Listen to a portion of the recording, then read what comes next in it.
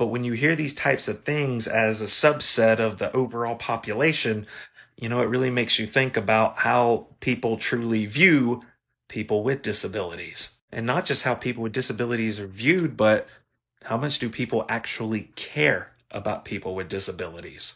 And I'm also thinking about my previous video I posted. I talked about how high schools and higher education institutions need to be more proactive about providing knowledge related to the rights and protections under the law for students with disabilities.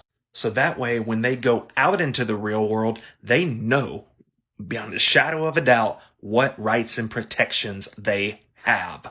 And I had a friend comment on that video, telling me, it's not just people with disabilities that need to be educated about the law.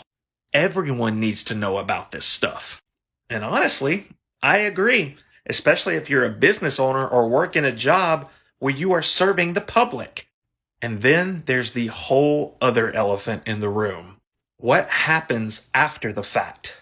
Because I don't know Molly personally, and I can't internalize her experiences and say, what would be the best course of action to take. But for me personally, figuring out what to do after the fact just creates a whole other dilemma.